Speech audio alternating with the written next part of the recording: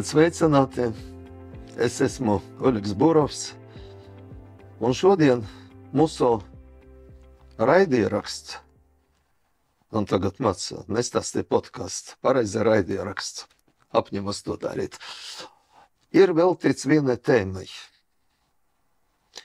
Bet es pateikšu, kāpēc es aizgāju līdz šai tēmai. Nesen es runāju ar vienu cilvēku, kas man stāstā, Oļegs, es piedzimu Rīgā, es mācījos Rīgā, es nodzīvoju Rīgā ļoti ilgi, un kaut kādā brīdī es sapratu, ka es negribu vairāk dzīvot Rīgā.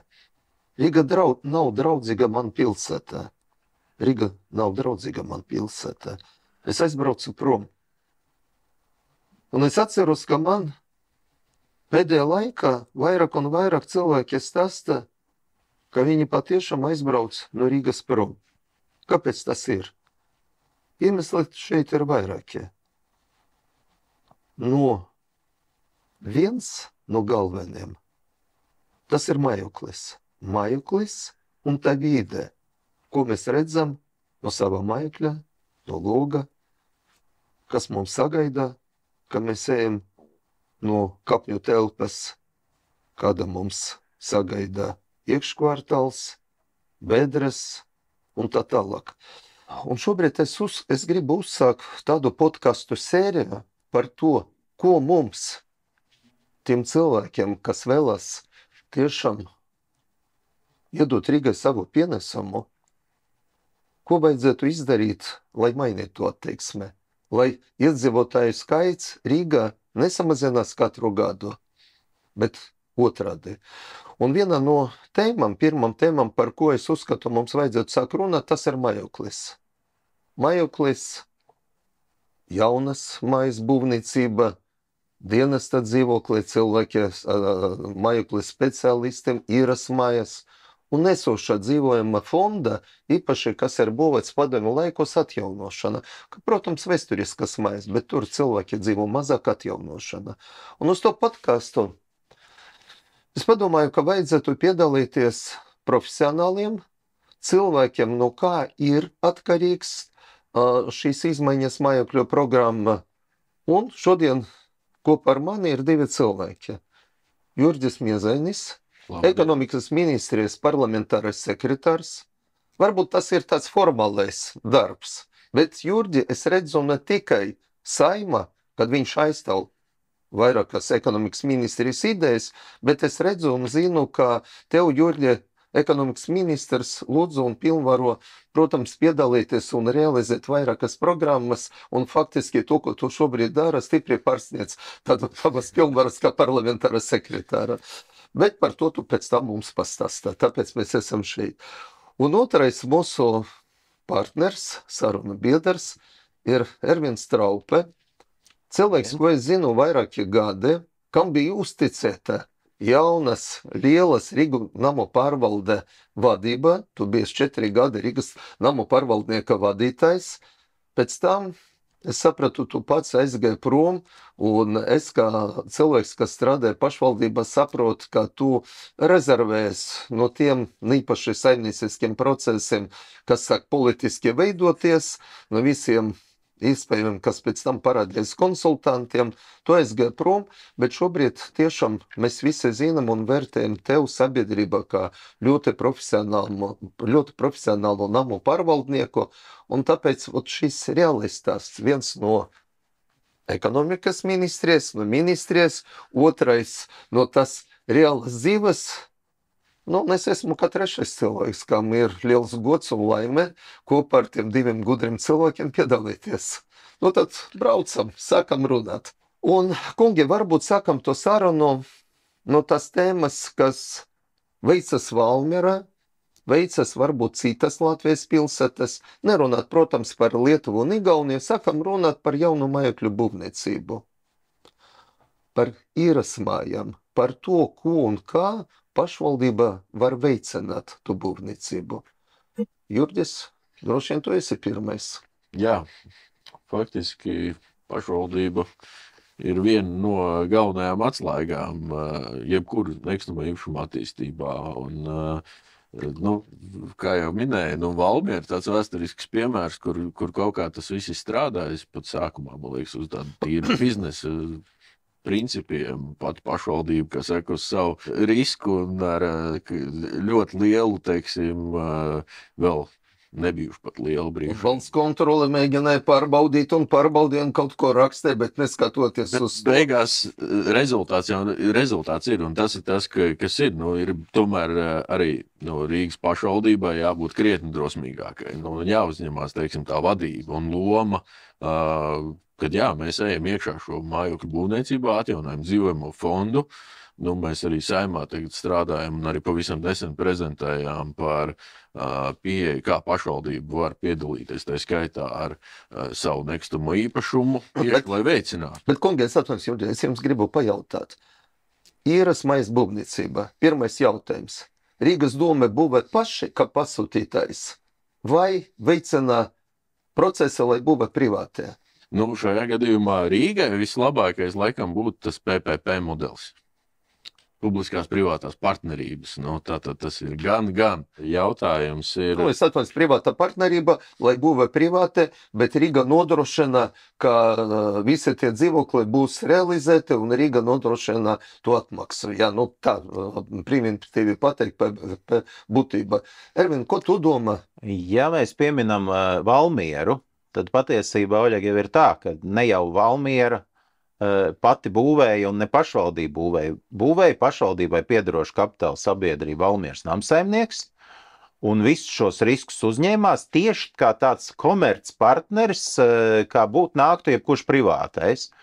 Un pašvaldībai bija zināmas garantijas, kas bija jāsniedz, un partneris piesaistīja kredīt līdzekļus, realizēja šo projektu un attiecīgi pēc tam tirgu izīrēja.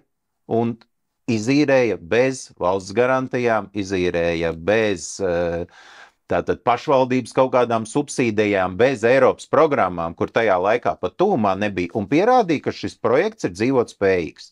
Tātad jebkam, kas šobrīd kaut ko attīst, tas ir privātais, jo pretī ir tieši tāds pats modelis, kā bija Valmieras namsaimniekam, un turklāt ir vēl Eiropas programma tam visam. Valsts programma šī gadījumā jāsaka tā.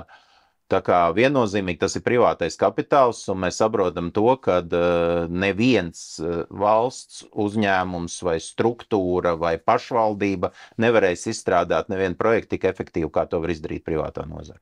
Absolūti piekrītu. Tad, kungi, pirmais, par ko mēs vienojamies, un mēs varam pateikt, mēs redzam, ka nekādā gadījumā pašvaldībai nevajadzētu būt pasūtītājiem, pašvaldībai vajadzētu veicināt, lai to dara privātie.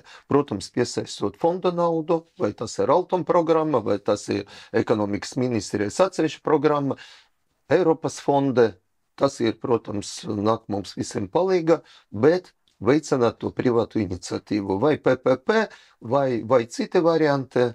Bet es tanī brīdī droši vien teiktu, ka ko pašvaldība varētu izsvērt un aprēķināt, vai tomēr viņai zināmos apstākļos ar kaut kādu infrastruktūras atbalstu nebūtu jāpiedalās šajos projektos.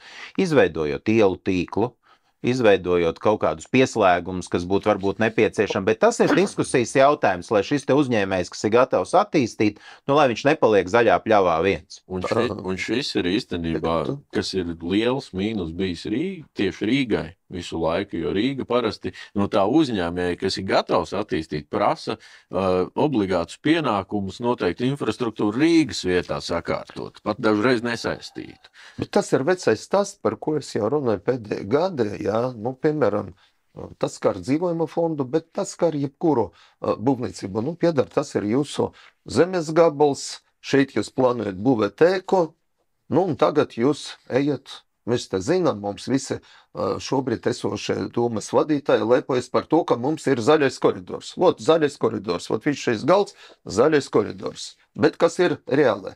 Zaļa koridora nosacījumi, tas ir tiešām birokrātijas mazināšana, projekta saskaņošana, tas ir viens tās. Nākamais ļoti ātrā saskaņošana un sinhronizācija ar Rīgas inženieru tīkliem turētājiem, tas ir Rīgas siltums, tas ir Rīgas ūdens, tas ir Rīgas gaisma.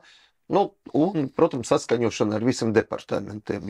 Visgrūtāk, visilgāk varbūt tas ir satiksmes departaments. Bet arī komunikācija un sinhronizācija ar valstu uzņēmumiem, kur arī ir Latvenerga, nu, tur vēl Latvijas valsts ceļi. Latvijas valsts ceļi, jā, atkal gāze, ja mēs runājam, jā, nu, ja ir, jā, nu, un tā tālāk, jā. Un faktiski šobrīd nedarbojas, un šobrīd varbūt, ja, protams, ja tu esi viens no domas vadītājiem un paņem aiz roku tu vadītāju, to investoru un aiziet ar viņu, nu, un tad varbūt šis tiešām koridors ir šī galda krāsā, bet reāli mēs zinām, ka ļoti ilgi un ļoti daudz vajadzētu saskaņot. Un jāatgriežieties pie tā saucama zemes gabala un šīs būves, kaut tas ir dzīvojama māja, te uzstāsta labi, bet tehniski noteikumi ir tādi, ka Rīgas ūdens tev vajadzētu paņemt no turienes vairāk nekā 500 metri, vēl finansēt parasuknēšanas stāciju, pēc tam tev vajadzētu nosfaltēt šeit ielu,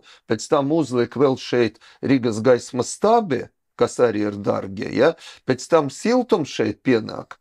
Un to tev visu vajadzētu darīt par savu naudu. Un, Oļeg, tu nemaz nerunā par tiem gadījumiem, kad tev liek puskilometru tālāk izbūvēt rotācijas apli visam mikrorajonam. Tā ir tā lieta, kad uzņēmējs nedrīkstētu būt ķilnieks. Nu, jo, un saprotiet, un vēl, bet saņemot to būvatļoju, tev vajadzētu samaksāt naudu infrastruktūras fonda, un šīs infrastruktūras fonds man atgadina tādu padomu laikas miera fondu, kad balsē kaut kur, kaut kāds miera fonds, un tā nauda iet kaut kur uz Efiopiju, uz Angolu, kaut kur, ja?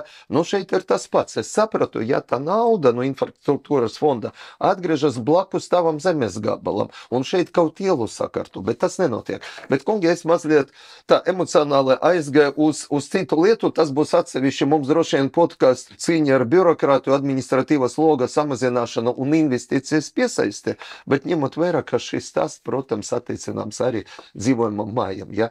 Kā Rīgas dome, protams, to vajadzētu stimulēt, jā, šobrīd ir pieņemti, cik mēs saprotam, īpaši pirms vēlēšanām, visi mēģina parādīt savu vēsturisku lomu, arī esoša dome pieņema nodokļu atvieglojumi, ka ir lieli nodokļu atvieglojumi tiem, kas būvē dzīvojamas mājas. Tas ir ļoti labi līdz nodošanai, bet, protams, ir vairākas lietas, par ko mēs runājam, ko var atbalstīt. Jā, tad es pats domāju, ka mums ir ļoti daudz kompānijas, kas attīstā tādu ekonomu variantu dzīvojumu fondu. Tagad nereklamēsim, nestāstīsim šīs kompānijas nosaukumi, bet mēs zinām, viņi ir kaut kāds skaits, kas diezgan aktīvi to dara. Kāpēc mēs šobrīd nevaram taisīt starp tām kompānijām konkursu, ka mēs esam gatavi īrēt no viņiem dzīvokli, varbūt tas būs pirmā stāva dzīvokli, nodrošināt arī vidas pieejamību, vai dzīvokli, varbūt ar kaut kādu īpaši labu skatu, ja, varbūt blakus tur ir citas mājas vai kaut kas, ja, un varam taisīt konkursu ar lejupslīdošo soli. Piemēram, mēs esam gatavi iegādāties uzreiz 10 dzīvokli, tur, piemēram, 3 istabas, 2 istabas, 1 istabas ar dažādu platību, piemēram, 10 eiro par metru. Kas dod 10 eiro par metru? Ok, visi, kas dod mazāk? Un iet ar samazinātu nomas maksu. Saņemt garantētu īrnieku Rīgas dome, un es runāju par to, ka tur varētu būt dienesta dzīvokli, piemēram. Man liekas, tas ir ļoti labi, un mēs varam veiksmīgi sadarboties. Galvenais visu šo procesu redz atklāti. Tas ir absolūti atklāts process, caurspīdīgs. Kā jūs domājat? Es pilnībā atbalstu šo priekšlikumu, bet Oļeg runā tikai par jauno fondu, par 4-5 attīstītājiem, varbūt drusku vairāk, bet tas parasti ir dārgi. Otra lieta, tu no jaunā īpašuma attīstītāja iegūsti īres tiesības tajā vietā, kur viņš šo māju ir uzbūvējis. Nezinu, Berģos, piemēram. Bet tev speciālisti ir nepieciešami, piemēram, skolā Zolitūdē. Un tajā momentā no Berģiem viņš nebrauks no Juglas, viņš nebrauks no centra. Jo viņam tajā brīdī tas būs ļoti liels mīnus ikdienas izmaksās. Un tieši tāpēc uzskatu, ka ir jāapsver iespēja pašvaldībai veidot arī īres konkursus tieši otrreizējā tirgu. Lai var piedalīties jebkurš īpašnieks, ja atbilst tām prasībām, kas ir vajadzīgs, un tajā teritorijā, kur tev šis speciālists ir jāpiesaist. Mēs nerunājam par Valmieru. Valmiera ir maza un lokāla pilsēta salīdzinoši. Rīga ir liela, mēs stiepjamies no Berģiem, līdz Bolderājai, garākajā laikam līnijā sanāk, un tajā brīdī mums ir jāmeklē īres iespējas tajā rajonā, kur mums ir nepieciešams speciālisti. Ervin, es tev piekrītu, un es atceros mūsu diskusijas mūsu partijas kongresā, Guds kalpot Rīgai, kongresa, kad mēs runājam par to, ka varbūt par to otro tirgu, ja, ne par jauniem dzīvokļiem, mēs varam faktiski runāt par pilsētas centru. Es tev šeit mazliet gribu oponēt, ja es dzīvoju pilsētas centrā, no pilsētas centra es varu aizbraukt uz jebkuru vietu, arī uz Ulitudi, ja? Un es domāju, mūsu galvenais mērķis, un tas atkal ir nākama podkasta tēma, kā mēs atdzīvināsim pilsētas centru. Un ja mēs šobrīd piedalāsim tiešām taisam konkursu uz īres tiesībām par tiem dzīvokļiem, vai jauniem, vai jau tiešām esošās vecas mājas, bet laba stāvokli par īres dzīvokļiem, mūsu speciālisti, man liekas, tas arī viens būs kaut nelieliem, bet iespējami atdzīvināt pilsētas centru. Jurģi, ko tu domā? Te jau viss... Ja nepiekrīt atstāts, pēc tā būs par vēlu. Es teikšu tā, ir ļoti skaidri jānoliek politiskās prioritātes šeit. Un man ļoti patīk, teiksim, tas, kā jūs, Burokungs, sakiet, kad ir jābūt risinājumiem gan jaunu īpašumu būvniecībā, tad tā ir prioritāte, mēs ejam, risinām, uztaisam zaļo koridoru, kas funkcionē, un netaisam uzņēmējus kā ķilniekus pie infrastruktūras maksām. Tā ir politiska prioritāte, tam ir jābūt. Tātad mums ir vajadzīga attīstība, un vajadzīga attīstība ne tikai, teiksim, Berģos, bet īstenībā visā Rīgā, jo dzīvojamais fonds, būsim godīgi, ja lielajos skaitļos 2050. gadā puse ir virs 100 gadiem. Tad puse dzīvojamā fonda jau ir pārdzīvojusi savu paredzēto laiku jau krietni. Par otraizējo tirgu, jā, jādod iespēja, bet pašvaldība var pielikt arī tai skaitā klāt vēl papildus prioritātes. Piemēram, motivēt šos otraizējā tirgus īpašniekus, iet energoefektivitātē, māju atjaunošanā, lai tad tas paliek arī interesanti tajā otrā pusē, jo tā ir tā otrā lielā milzīgā problēma, ka mums investīcijas jau esošajā dzīvojamajā fondā, viņas ir nepietiekams, absolūti nepietiekams, un Rīgā ir bēdīgi gan ēka energoefektivitāte, gan ēka atjaunošana. Mēs visu laiku dzirdam, krīt balkoni, problēmas ar liftiem, nestrādā mēnešiem. Tās ir fundamentāls prioritātes. Piekritu, bet tūlīt mēs sāksim par to runāt, bet pabeidzot šo tēmu par jaunu būvniecību, tad vienojamies par to, ka mēs šeit redzam tiešām sadarbību ar privātiem attīstītājiem, ar investoriem.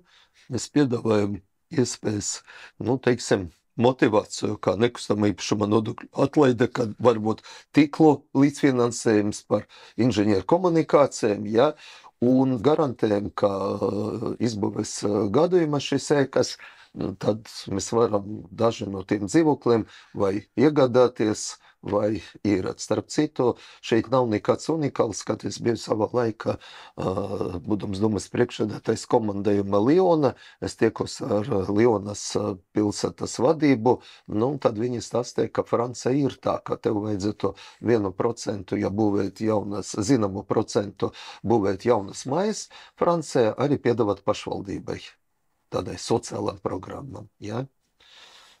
Labi, vēl pēdējais, pabeidzot šo tēmu par jaunu būvniecību, man liekas, kas trūkst Rīgai. Īpaši, ja tas bija redzams Covida sākumā. Cilvēki sāk braukt prom no Rīgas, kad mums bija maisēde, es gribu iegādāties kaut nelielu māju, bet būs kaut neliels, bet zemes gabals, kur cilvēki var iziet, un faktiski tas ir šis stāsts, ka varbūt mums paskatīties, nav daudz pilsētai pašvaldības zemes gabali, bet tāda ir, piemēram, Kengarāga aiz Dūles, tā saucama, tur bija tāda zaļa pilsēta, zemes gabals, ja mēs braucam no Rīgas, tad labē puse tuvu Daugavai, ja tur ir diezgan liels zemes gabals, kas pieder sava laika pilsētbūvniekam, droši vien tagad Rīgas nāmiem, es tagad neceros, vai viņš aizgāja atpakaļ uz Rīgas domu, bet vienalga Rīgas nāmi, tas ir Rīgas pašvaldības īpašums pieder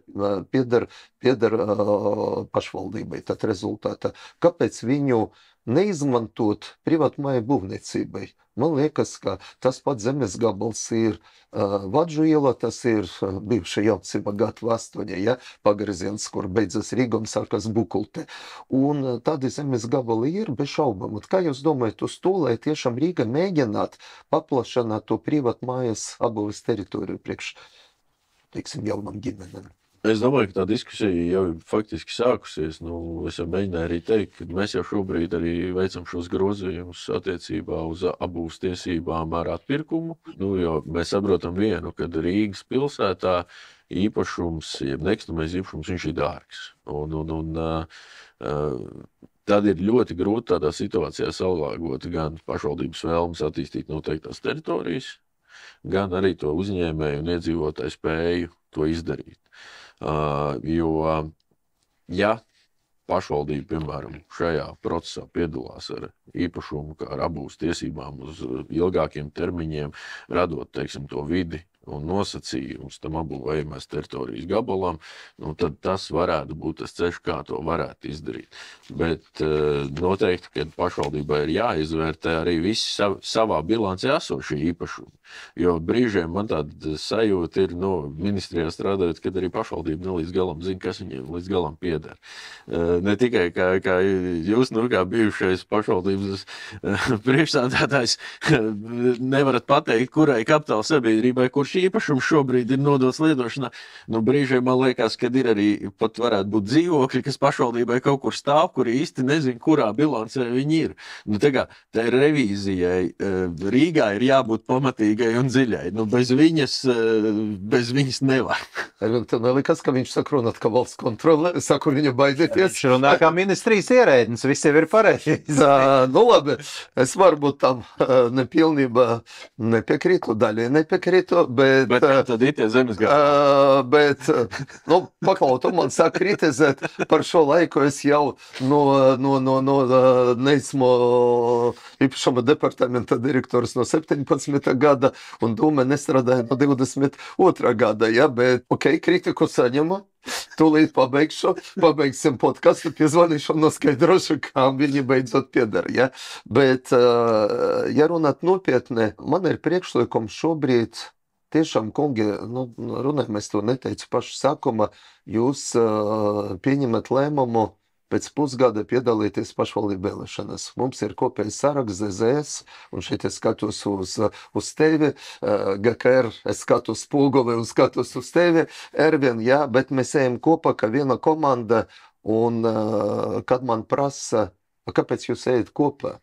Tad es varu pateikt, tas ir absolūti likumsakarīgi, tāpēc, ka ZZS apvienība, tā GKR ir absolūti pragmatiskais spēks, profesionālais spēks, un mums, es teikšu, no visam ņemot vērā, kā ZZS ir valdība, mums ļoti būtiski to, ka ZZS vada ekonomikas ministriju.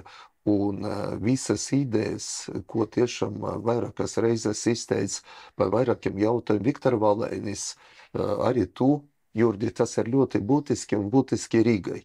Un šobrīd es gribu pāriet pie esošā dzīvojuma fonda. Dzīvojums fonds, kas ir būvēts padomju laikos, viņa dzīvo lielākā daļa no mums rīdziniekiem. Protams, mēs varam runāt, cik tur ir kalpošanas laiks tam dzīvojuma fondam, bet godīgi pateikšu, un tas ir mans personīgais viedoklis, ka būvkonstrukcijas tiešām pārsegumi ir apmierinoša stāvokli, bet viennozīmīgi viņu vajadzētu atjaunot. Un atjaunot tas ir, protams, tas, par ko mēs runājam visi pēdējie gadi energoefektivitātes pasakumi. Uzreiz pateikšu, tas nav tikai fasāde, tas ir jumts, tas ir pagrabe, tas ir logi, tas ir ieejas durvis un tā tālāk, ja, un inženieru tīklu nomaiņa. Un zem inženieru tīkliem mēs saprotam arī ūdensvādi, elektrību, un man ir aicinājums parunāt par tādiem svarīgām konstrukcijām, bīstamām konstrukcijām, kas ir lifti.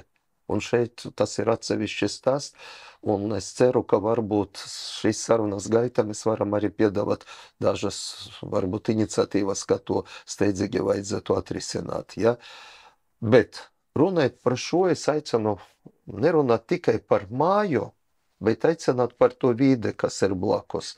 Un tas ir iekškvartāli. Un šeit es gribu pateikt, ka esoša dome, kas strādā jau vairāk nekā 4 gadi, viņam bija uzteicēts laiks 4 gadi un 9 mēneši, nevienu eiro neiegulda, atšķirība no iepriekšējiem sasaukumiem, iekškvartālu sakārtošana. Un ļoti būtiski, ko mēs redzam, ka mēs izgājam no savas mājas, bedres, nesakārtotas ielas, problēma ar parkingu un tā tālāk.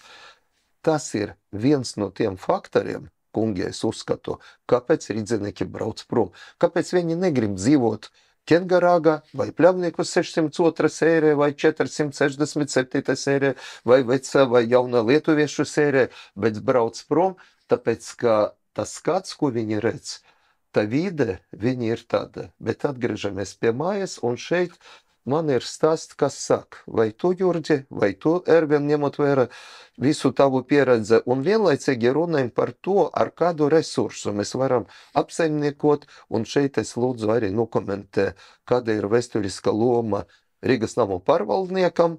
Tagad piebraucat un atstājat savu mašīnu, pie šīs studijas, kur mēs ar jums filmējam podcastu, es redzēju lielu reklāmu sakārtota māja ar tādu bantīti, RNP, vai jūs gribat, mēs varam sakārtot, zvanīt, reklāma ir ļoti laba. Kas ir reāli? Sākam no tevi. Reāli. Tātad sāksim ar energoefektivitāti.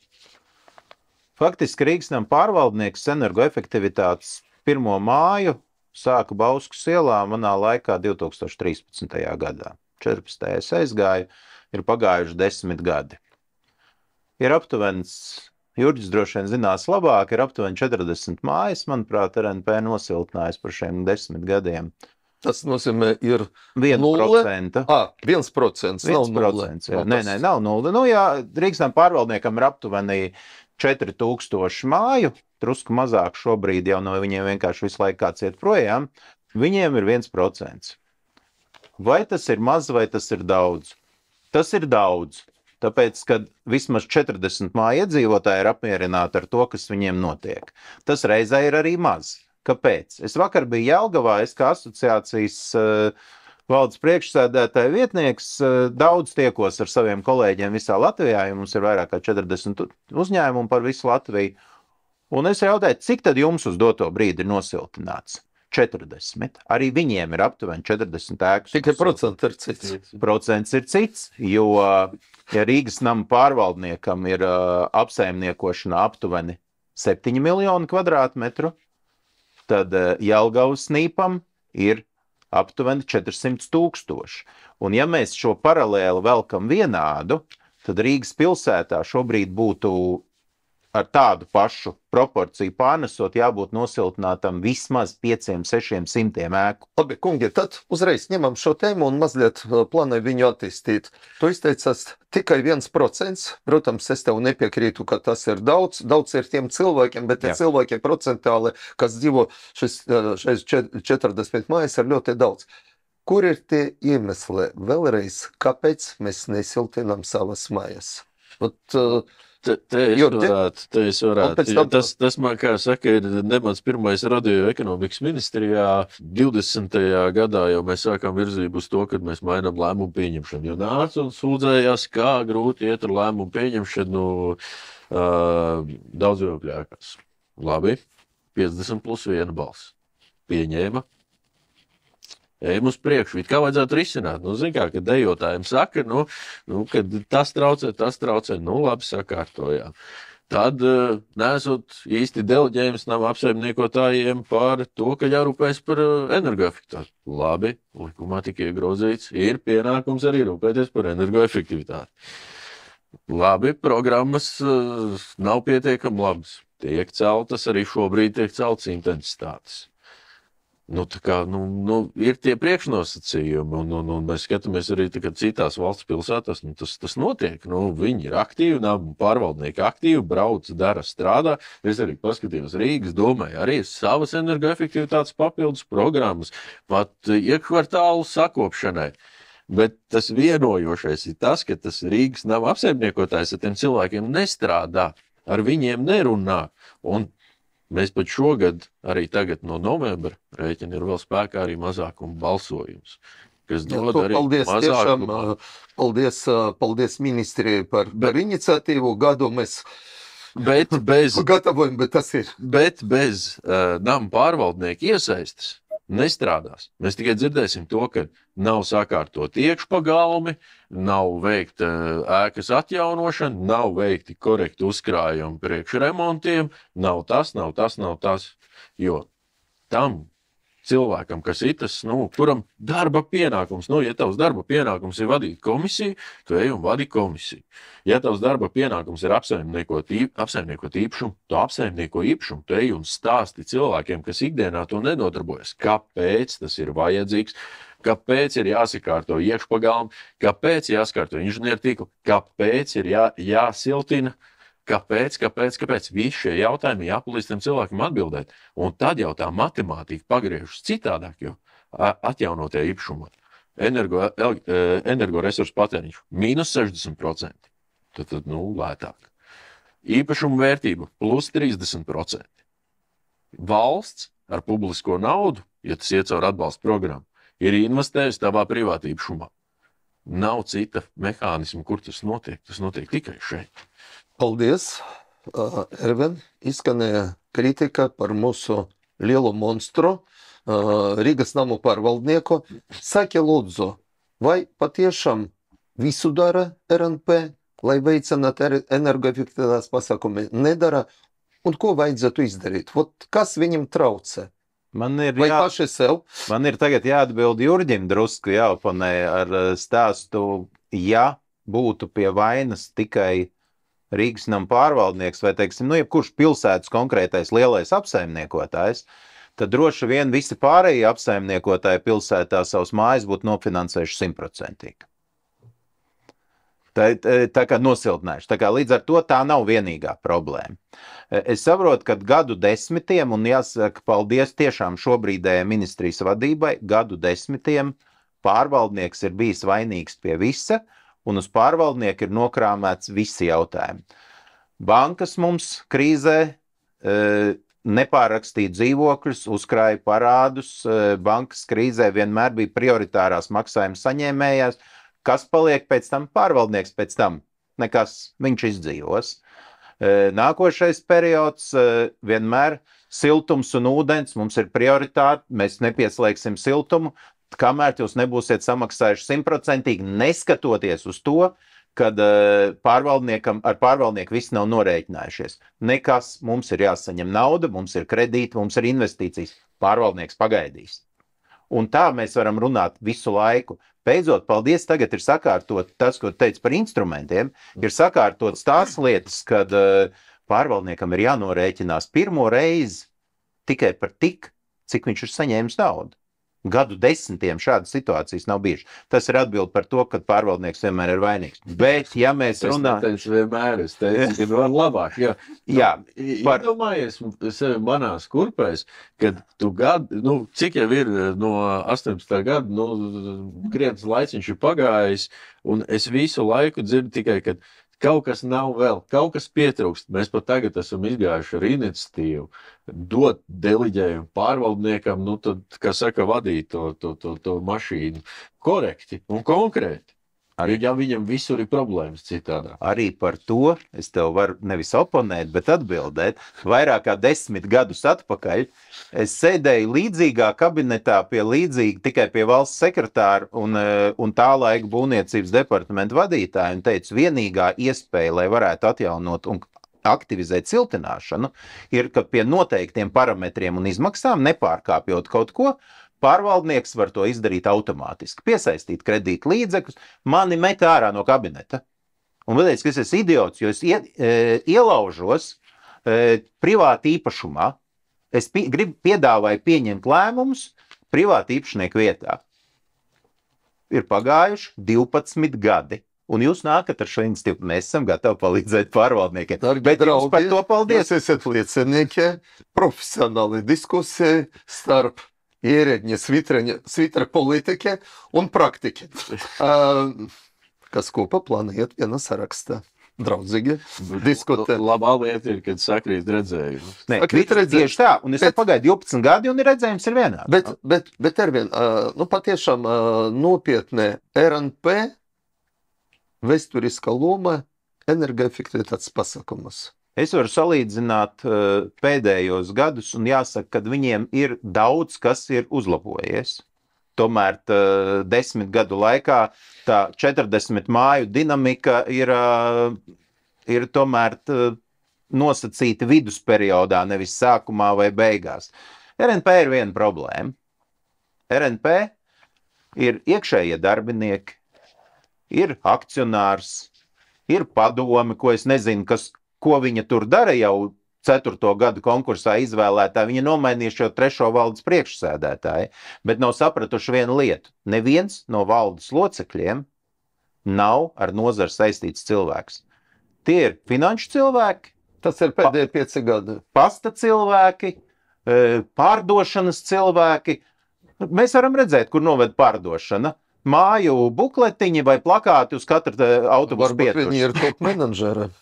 Jā, viņi ir top menedžeri, bet ir jau jābūt pārvaldniekam, kas kaut ko saprot no mājokļu apsaimniekošanas. Nevis no biznesa, visu cieņu, nevis no pārdošanas, bet no māju Es apsaimniekošanas. pat pateikšu, ka tieši tā biznesa komponente varbūt bišķī traucē, jo, piemēram, tajā brīdī, kad ir nav apsaimniekotājiem Rīgā jāpieņem lēmums par mājas siltnešu, faktiski tiek izveidot dzīvokļu biedrība. Un tad jau paliek pavisam tāda bailīga tā situācija, jo biedrība pēc tam var izlemt. Mēs gribam paši apsaimniekot, mēs negribam vairs jums maksāt, bet tas būtu tā kā tas pareizais ceļš, kad no tā pašvaldības monstra, kā tu minēji, aiziet projām privāti vai uz privātiem apsaimniekiem, vai paši pieņem lēmumu sevi apsaimniekot. Un tajā brīdī jau tie lēmumi daudz raitāk pieņemtos. Nu labi, kolēģi, mēs runājam par to, ka, jā, varētu būt aktīvāk un profesionālāk strādāt Rīgas nama pārvaldnieks. Protams, mēs zinām, ka pietiekoši daudz un vairāk parādās privātās kompānijas, un man liekas, statistika nav tāda, ka no privātiem iet uz RNP. Ja ir Reti, Ļoti- bet ir tā, mēs nevaram jā, teikt. bet vairāk kustība ir uz otru pusi aiziešana no RNP. Bet šobrīd stāsts ir par citu. No runājam objektīvi, ka dabūt lēmumu vai par energoefektivitātes pasākumiem, vai par citiem remontdarbiem, runēt reāli, ka no tiem iedzīvotājiem viena daļa ir tāda, sociālā rakstura iedzīvotāji, kam ir pensionāri ar seniori ar nelielu pensiju, ka ir cilvēki tiešām maz nodrošināti, kur mamma ar bērniem, ar kredītiem un nestrādājušo varbūt vīru, un viņam nav iespēja līdzfinansēt. Reāli ir cilvēki, kas nedzīvo šajā mājā sen, varbūt viņi dzīvo citā vietā Rīgā, varbūt viņi dzīvo citā vietā Īrijā vai kaut kur un izērē tie dzīvokli, un viņiem īres maksa nāk, un viņi negrib neko darīt, tāpēc vajadzētu arī saprast, ka ir mazais kvorums, kas veicina, protams, tās aktivitātes, bet reāli, runājam, ka lielākā daļa no tam mājām iedzīvotājiem nav spējīgi finansēt šo pilnu summu.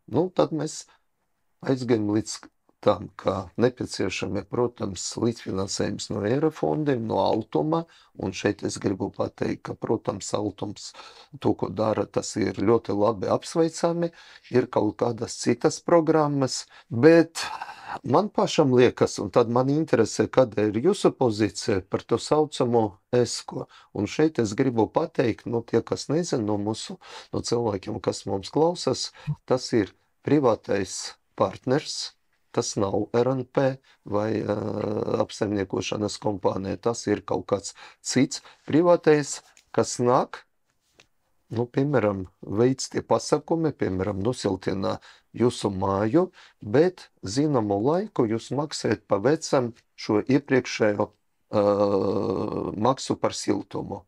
To deltu, tāpēc, ka, protams, pēc siltināšanas tur ir ekonomiski viņš ņem sev, viņš ņem sev, un tad, tāda veida viņš var atgriezt atpakaļ tie ieguldītie līdzekļi. Protams, jums vajadzētu arī līdzfinansēt, bet man liekas, ka vot tas ESCO princips plus fondu nauda plus jūsu, bet mazākais līdzfinansējums, tas ir, man liekas, ka tas ir gandrīz vienīga iespēja taisīt kompleksa renovāciju, un šeit es gribu pateikt, ka pēc tāda ESCO principa es redzu to, par ko izteicas daži mēneši atpakaļ Viktor Valēnis, ekonomikas ministrs, par kompleksa kvartālu renovāciju. Protams, tas būtu ļoti loģiski arī no vizuāla viedokļa, ja mēs sākam remontēt par kvartāliem, renovēt mājas. Vot ko jūs varat pateikt, vai ministrija runāts par ESCO, vai pie jums Ervin asociācija,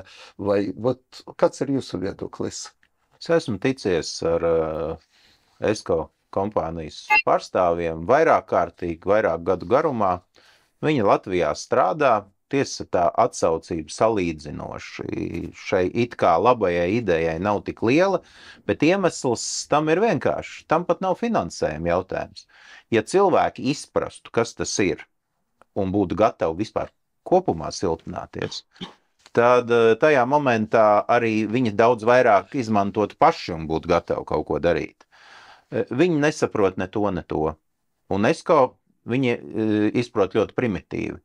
Viņi tagad atnāks, man te visu nosiltinās, es ekonomēšu naudu, bet viņi to manu naudu savāks. Un viņiem ir grūti izpratnes līmenī.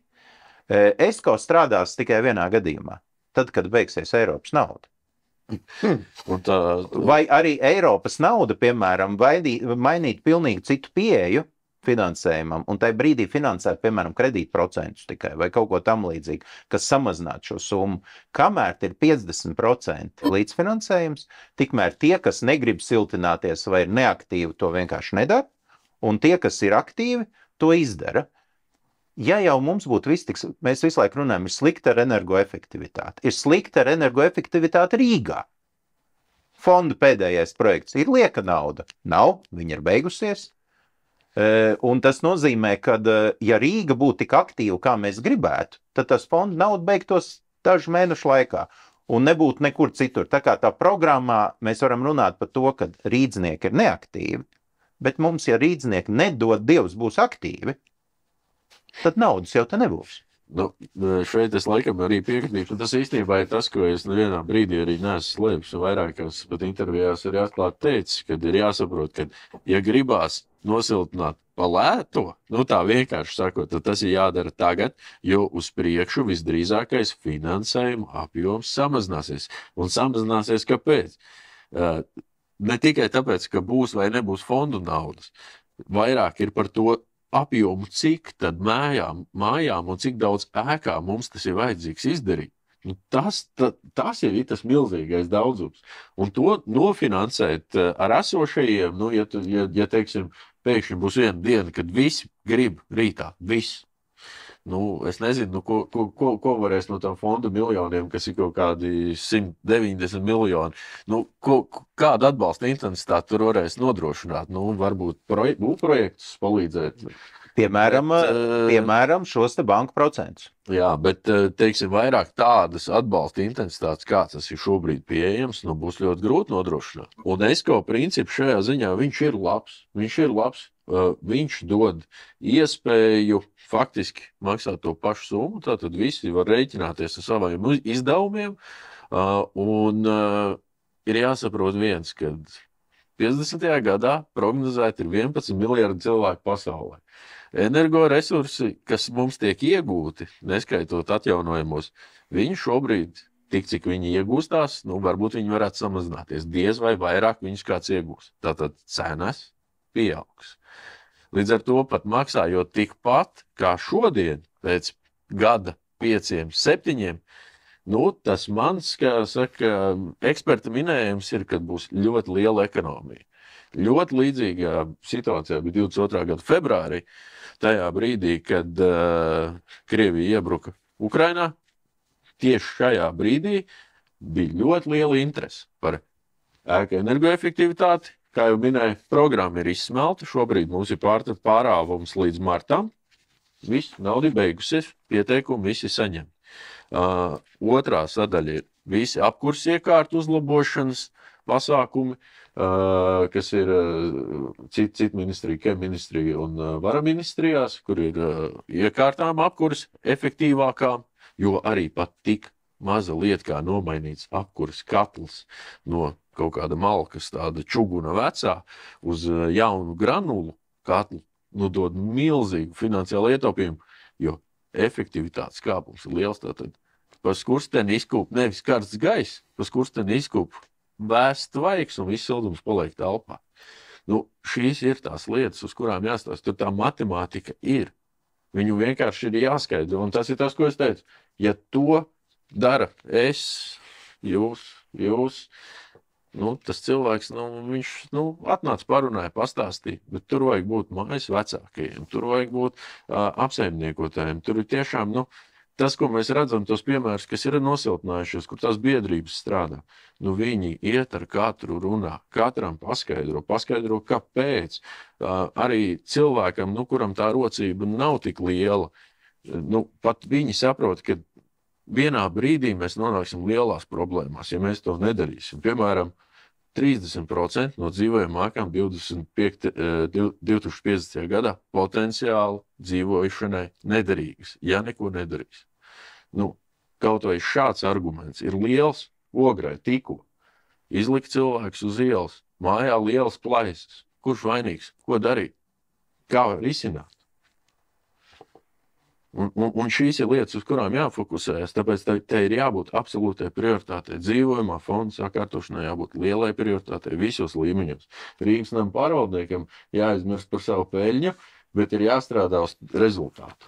Es absolūti piekrītu, un man liekas, tie pašvaldības politiķi, es runāju, protams, par galvaspilsētu, tie, kas atrada to recepti, kā sakārtot esošo dzīvojamo fondu, tie būs tie, kas tiešām beidzot var šo atrisināt, un man ir aicinājums jums, ja mēs runājam par ESKA principu, tu stāstīji par to, ka ir tikšanas ar tām firmām, varbūt patiešām mēs par šo pusgadu līdz vēlēšanām varam vairāk sagatavoties, tāpēc, ka es uzskatu, ka mūsu saraksta cilvēki, kas būs sarakstī, ir lieli profesionāli, mums nav nepieciešams laiks, mēs ejam nekā balta lapa, kas neko nezinām, un runājam, veidojam darba grupas, kas bija esošai domai, un tikai runājam, kaut ko diskutējam un stāvam uz vietas, mums vajadzētu uzreiz parādīt rezultātu. Mēs nevaram diskutēt, tāpēc, ka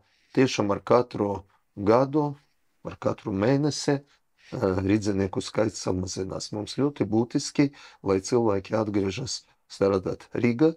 Tas ir iedzīvotāju ienākuma nodoklis. Mums ir ļoti izdevīgi, lai cilvēki, kas saņem algu, viņi deklarējas Rīgā, strādā Rīgā. Bet šobrīd, atgriežoties pie mājām, mēs runājam par energoefektivitātes pasākumiem. Tagad man ir jautājums par inženiertīkliem. Saki, lūdzu, Ervin, pēc tavas pieredzes, kāda situācija ar inženiertīkliem, ūdensvads, kanalizācija, elektro? Ja mēs runājam par vispār māju kopumā, tad pirmais mājai būtiskākais ir konstruktīvi elementi. Ekonomikas ministrija jau vairākus gadus faktiski veic šos te pilotu apskatus konkrētām sērijas mājām. Tad mums ir jau vairākus gadus spēkā tas, ka katrai mājai jābūt tehniskam projektam, nevis vizuālai, tas ir tehniskam apskojumam, nevis vizuālai apsekošanai, kur kāds pienāk no malas un pastās vai nekrīt balkons. Tā kā tas ir ļoti pareizi un paldies, kā teikt, nozars ministrijai tieši par šīm lietām. Tālāk mēs pārējām uz komunikācijām. Atšķirībā no konstruktīva, ja viņš ir daudz maz normāli uzturēts un funkcionējis un jau sākotnēji pareizi izbūvēts konstrukcijām, jebkurai caurulē, jebkuram vadam ir noteikts eksploatācijas laiks, arī jau ar rezervi, bet šī rezerve faktiski ir beigusies. Tātad mēs saprotam, ka jebkurai mājai viena lieta ir siltums. Siltums, tu vienkārši samaksā dārgāk par to visu pasākumu, bet nemainot ēku inženieru komunikācijas, viņas vienkārši beigs funkcionēt. Nevis kaut kas ies pa logiem ārā siltums, bet viņš beigs funkcionēt. Nebūs ūdeņa, nebūs kanalizācijas, nebūs siltuma, nebūs liftu, nebūs elektrības un gaismas. Un tā ir pavadošā lieta, par kuru ir jāskatās jebkura māja. Kas man patikās vakar, es klausījos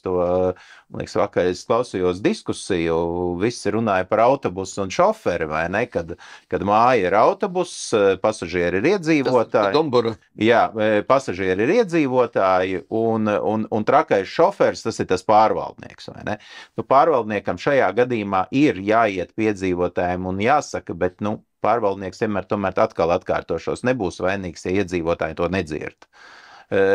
Iešana pie iedzīvotājiem vai, teiksim, jebkura lēmuma pieņemšana, tas ir karagājiena strateģiskais plāns kopā ar mājas vecāko un pārvaldnieku. Tā mēs darām mūsu uzņēmumā privātajā. Mēs apsēžamies, noliekam iedzīvotāju sarakstu, un tad tieši tā arī ejam cauri katram iedzīvotājiem. Šitais te nedzīvo, šitais, piedodiet, ir ar putniem.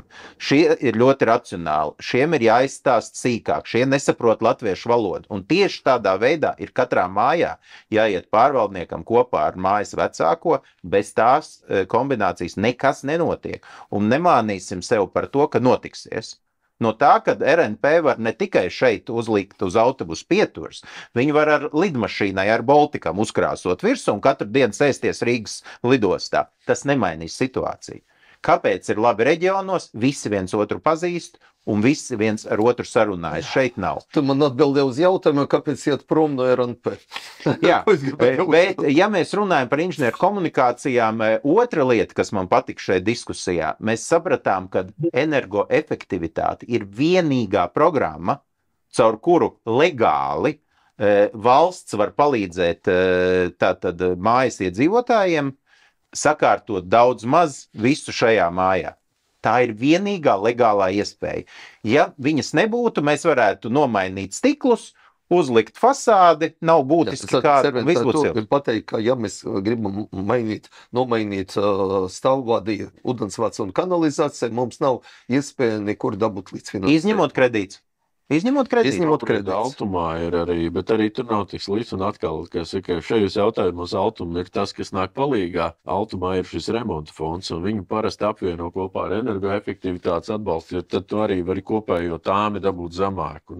Ar ļoti interesantiem procentu likmēm, ko Komercbanks nespēja un negrib piedāvāt. Līdz ar to tas ir tiešām tāda lieta, ko iedzīvotāji var izmantot, vēršoties Altuma, savu namu apsaimniekotāju vai paši radot savas biedrības vai arī caur privātu pieņemt lēmumu, iet un saremontēt. Un pa zemākām maksām nekā tas būtu, ja tā situācija iestāsies rīt, un pēkšņi, kanalizācijas vats pārplīsīs, rīt.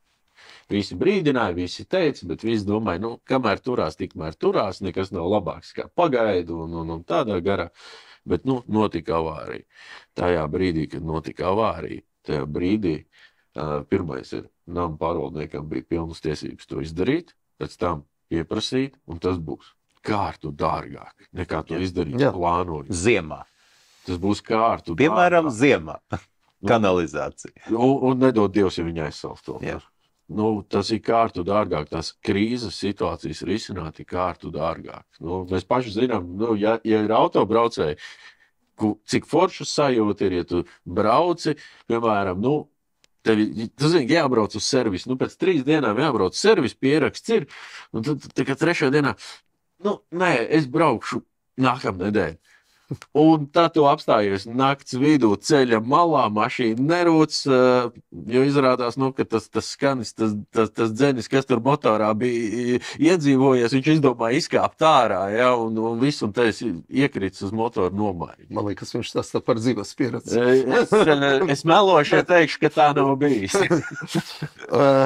Kungi, mēs jau runājam zināmo laiku, vairāk nekā stundu, bet runājot par tiešām mājas konstrukcijām, lifti. Ļoti būtiski, mēs īpaši pēdējos gados dzirdam 9 stāvu mājā, 12 stāvu mājā nestrādā lifts. Tad mēs uzreiz saprotam, ko darīt senioriem, ko darīt jaunam mamiņam. tas ir jau uzreiz parādās tik daudz problēmas, ja, un problēmas tiešām tas ir drošība, tas ir veselība cilvēkiem, ja, un tai pašā laikā mēs zinām, es runāju par liftiem, padomju laika būvētas mājas, tie lifti visi ražotie droši vien šobrīd nebrālīga mūsu valstī, ko sauc Baltkrievijā, ja. Arvien, pastāstī lūdzu par esošo situāciju, par to, vai tiešām kas ražotājs, kas šobrīd remontē, kas ir detaļas, kad mums paziņo namu apsaimniekotāji. Šeit es negribu RNP vai kaut kas cits, ka lifts nestrādā, kādi ir varianti. Pastāstī par to reālo, praktisko situāciju. Mēs runājam par liftiem. Es domāju, ka mēs varētu uzreiz podkāstā pielikt kādu stundu klāt, lai visiem par visu izstāstītu. Braucam ar ātro liftu. Mēs braucam ar ātro liftu. Jā. Padomu laiku mājās neiespējamā misija braukt ar ātro liftu, bet tātad situācija ir tāda. Vairāk tūkstoši liftu Rīgas pilsētā. Mēs runājam par Rīgas pilsētu tomēr. Jo, man liekas, pārvaldniekam bija kaut kur 1200 aptuveni, tad vēl kaut kāds skaits klāt, tātad par šādu skaitu mēs runājam.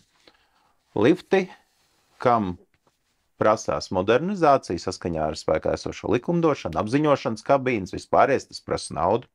Lifti, kuriem ir fiziski novecojušas inženiertehniskās detaļas, tātad troses, motori, vēl visādas daļas, kas tur ir nepieciešams. Trešā lieta, lifti, kuriem nav pietiekami liela drošības sistēma uzlikt, kas ir uz avārijas to apturēšanu, un lifti, kuriem vidēji ir 30-40 gadi. Tāda ir esošā situācija mūsu liftu fondā padomu laiku mājās.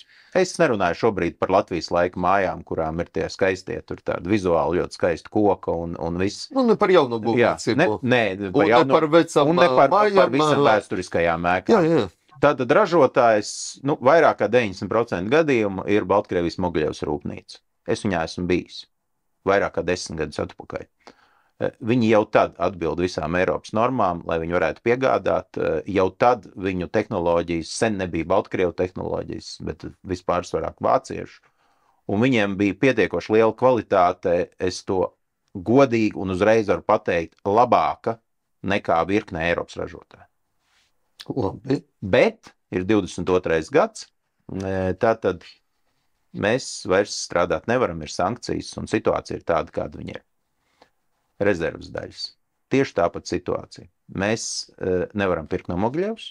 Kur ņem šobrīd esošās liftu kompānijas rezervas daļas, es varu tikai minēt. Diskusijas ir visādas, iet runa par Turciju, vēl kaut kur. Un, protams, tas ir par kārtu dārgāk par tām paša līmeņa detaļām, kāda nāca no Baltkrievijas. Un droši vien tas reāli ir ražot. Man nav ne mazākās nojausmas, bet katrā gadījumā šādas situācijas ir. Un par lietotajām man ir jāizsaka vislielāko cieņu un abrīna liftiniekiem. Viņi izjauc katru lietu, ko viņi maina, un krāmē noliktavās, un tīra atkal tās noliktavas, viņiem tur tāds rotācijas fonds visu laiku notiek, bet detaļu trūkst. It sevišķi viņas trūk 22. un 23. gadā, kamēr drusku šī ekonomika nepārkārtojās un neparādījās kaut kāda alternatīvai piegādātāji. Par liftu nomaiņu vai par renovāciju. Tātad ir divas pieejas kardināls. Pirmā, viss saka renovācija. Es vakar Jelgavā runāju par šo situāciju. Aizbraucu apstīties 12 stāvus un 4. sērijas norenovēto māju un vienkārši iepazinos ar, viņi bija liftus nomainījuši. Viena no pirmajiem, kas ir nomainījuši, padomi laiku sēriju veidu mājā liftus. Ļoti grūti tas iet. Sākot no šahtu pārprojektēšanas, beidzot ar liftiem, kas beigās ražot siltajās zemēs atšķirībā no Mogļevas, kas ir tā kā mūsu klimatiskā zona. Un ražot, viņiem bija grieķu lifti konkrēti. Es nezināju, ka Grieķijā ir liftu ražotāji. Es zināju par Spānijas. Spānija ir, jā, bet viņiem grieķi bija ielikuši. Neatšķiras tie lifti no esošajiem būtiski. Viņi vienkārši ir jaunāki, drusciņi klusāki, tāpat paraustās, viss normāli, tā kā ieejot tajā lifta aizvērtām acīm, liekas, viņš tikai tas pats mūsējais, tikai drusku klusāks. Bet tā tad ir šīs alternatīvas, bet viņas ir ļoti sarežģītas. Vēl viens variants ir lifts renovēt. Ko, kā tā šahta, bet šahta izmērē ir pa daudz vai kā?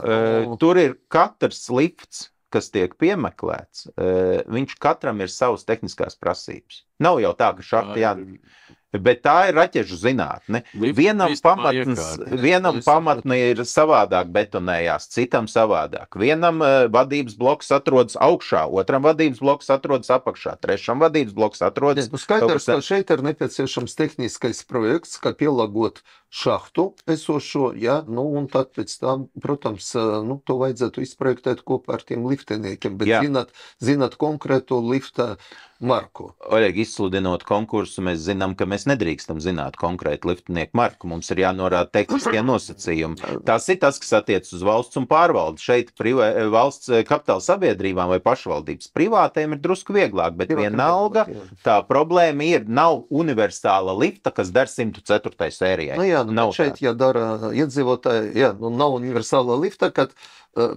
bet vēlreiz, ņemot vērā, ka mums ir sērija veida, 104. sērija, kāpēc nevar zināt visi šī šahtas radītāji, sagatavot, apzināt un sagatavot, piemēram, nu, tas pats RNP, kaut kādu piedāvājumu, kā vislabākais ražotājs, pēc tehniskām specifikācijām, kas atbilst tas un tāds. Droši vien, kad var privātajiem, kuram, piemēram, ir tur 30 vai 50 mājas, no kurām 40 mājās ir lifti, un tie vēl ir 6 dažādu modeļu, viņam veikt priekšizpētes, kas strādātu 5 liftu veidiem, būs ļoti dārgi, un tas gulsies arī uz iedzīvotāju pleciem. Šeit būtu jautājums pie ministrijas.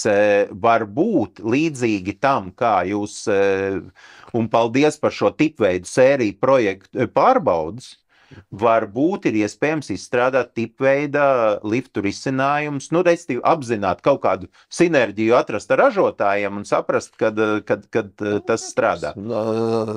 104, 602. Jā, to sēriju jau patiesībā nav tik daudz, kam ir lifti vajadzīgi. Pēc tavu māju mājas, kur ir arī 103, tam tur lifti nav. Tur liftus var uzlikt, bet no ārpuses, bet tas ir no jauna, un tur nav problēma. Nu, tas ir cits projekts. Bet man ir tāds filozofija un nedaudz sāpe, gan par nozari, gan tieši liftu kontekstā, gan arī siltināšanas kontekstā. Mums ir pēdējā programmā 57 miljoni eiro bija. 57 miljoni. 2022. gada ziemā mēs sociālajās palīdzībās izkurinājām gaisā, tieši izkurinājām, apkurēja visam pārējiem, 120 miljonus. Vienas ziemas laikā. Ja mēs pieņemam, ka liftu nomaiņai Rīgā ir vajadzīgi aptuveni 120 miljoni, tad no kura normāli, piemēram, ir puse finansējums, nu tā kā grants vai kaut kas tāds atrodas, tas ir 60 miljoni. Pieliksim 57 miljonus, kas ir visas Latvijas energoefektivitātes uzlabošanas programma, mēs iegūstam tos 120 miljonus, kurus nokurināja vienas ziemas laikā. Un te mēs runājam par racionālu finanšu plānošanu, ne tikai pilsētā, bet valstiski. Jā, Jurgi. Šis ir sarežģīts jautājums, bet virziens man patīk. Tādēļ, kad, nu, piemēram, tas pats 23.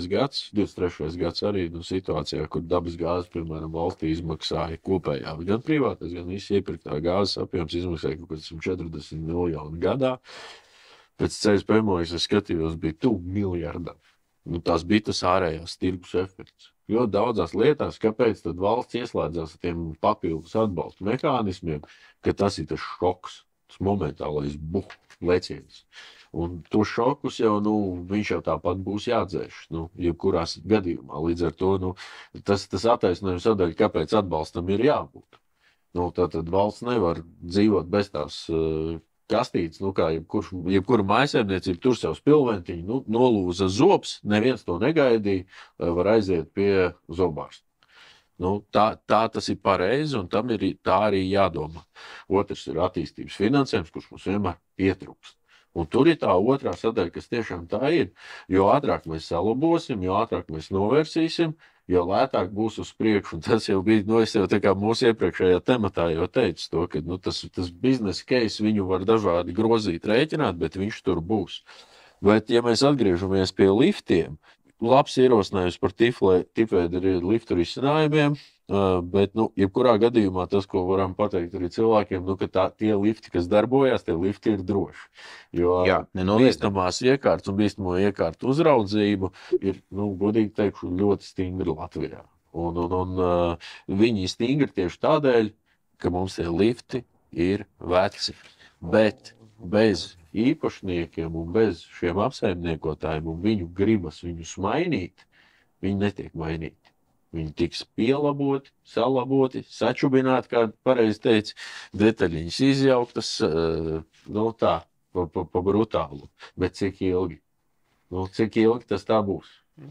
Jā, piemēram, mēs dzīvojam mājā, vēsturiskā mājā, bet mums bija vecais lift, mēs dabujam aizliegumu viņu tieši tad tas arī beidzās. Eksploatēt, jā. Tad, kad ir aizliegums.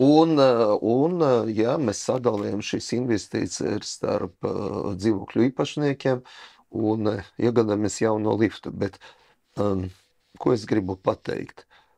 16. gada es, vadot īpašuma departamentu, uzsāku šo programmu par vēsturiskas mājas, vēsturiskas arī fasādes līdzfinansējumu. Mēs ņemam par pamatu Kuldigu, kad Kulka mājas atjaunošana vienīgais tur bija programma ar līdzfinansējumu 30 000, mēs uz Rīga sākam 16. gada ar 300 000, pēc tam 600 un pēc tam jau vairāk nekā miljons. Ja?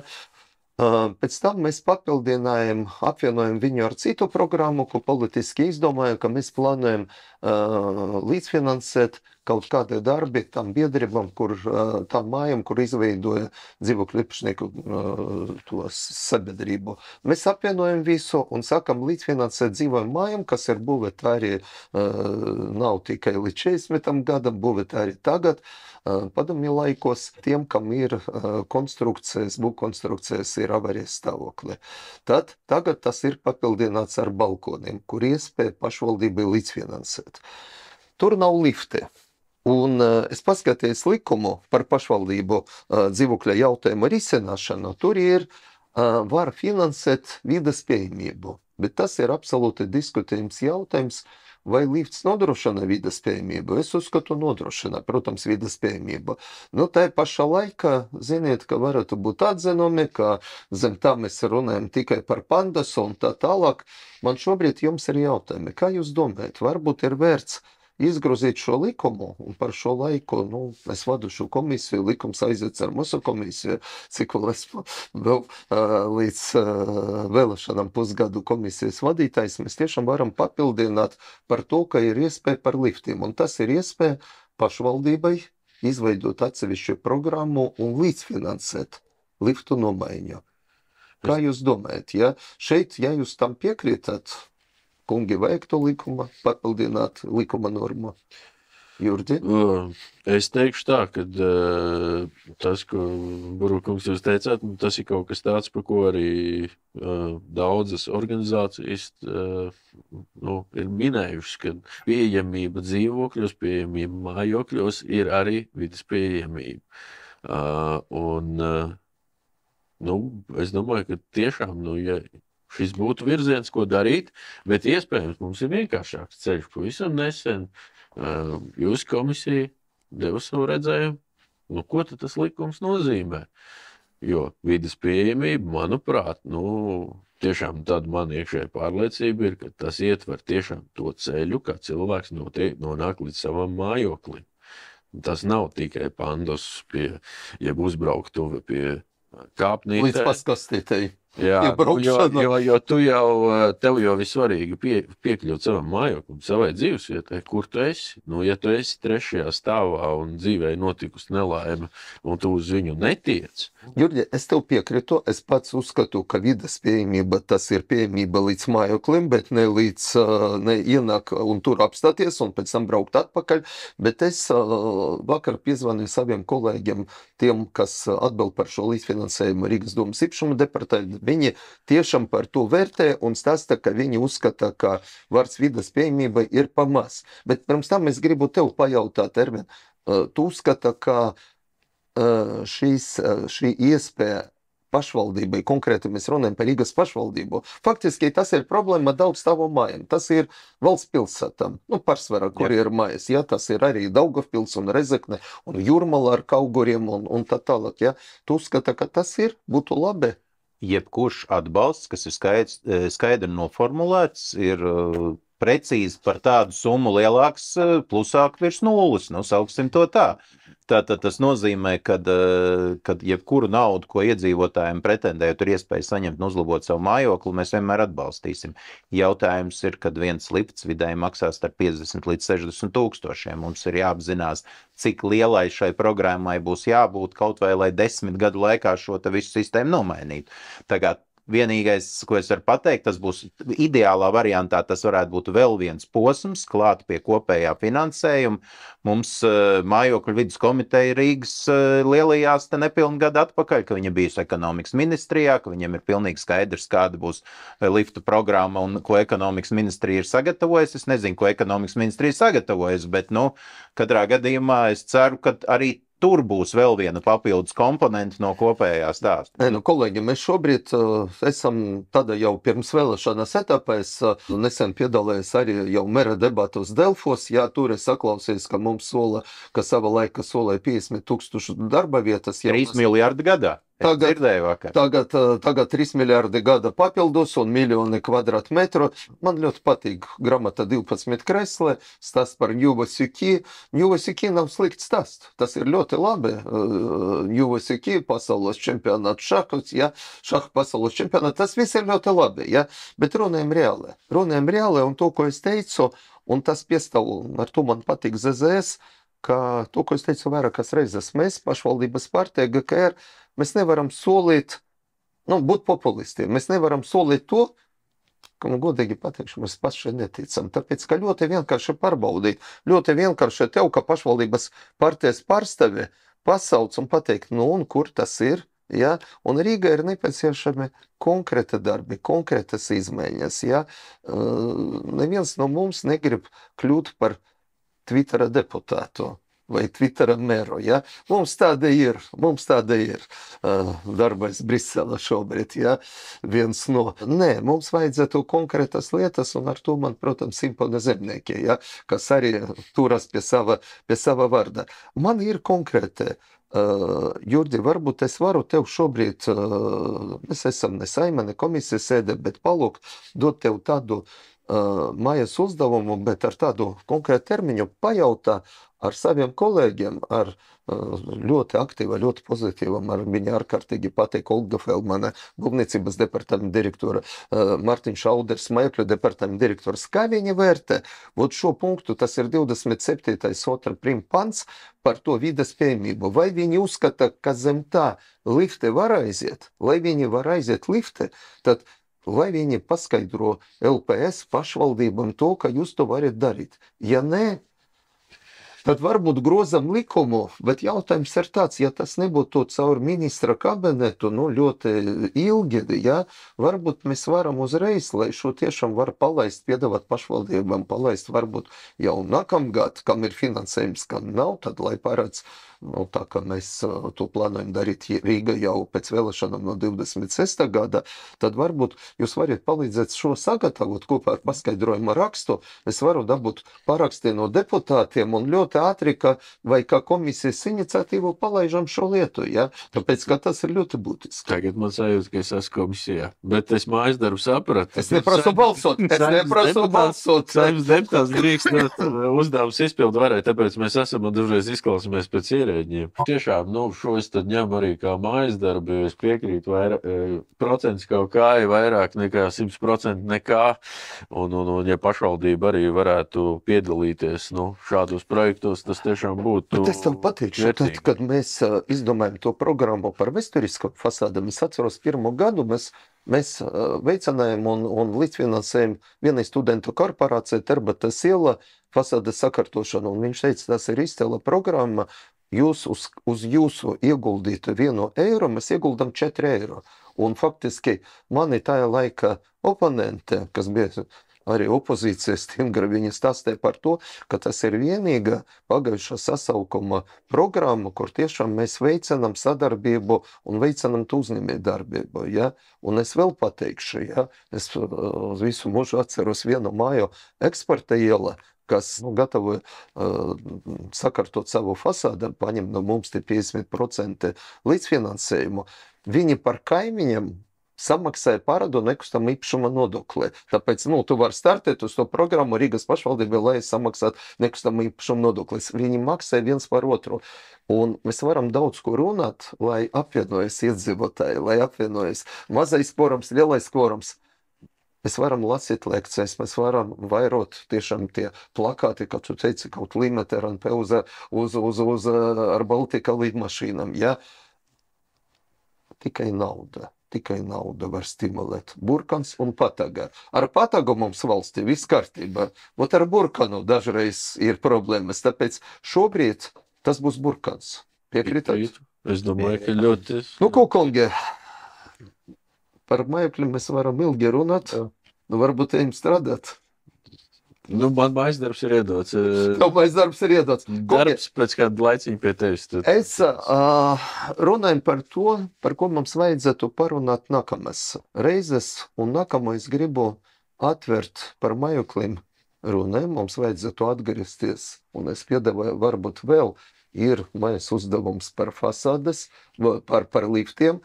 Ir, es domāju, mājas uzdevums par energoefektivitātes pasākumiem, par ESCO principu. Man vēl ir viens, dažreiz stāstā, kāpēc nav labi iekārtots neviens kvadratmetrs no iekšpagalmiem, tāpēc daži pieder privātīpašniekiem.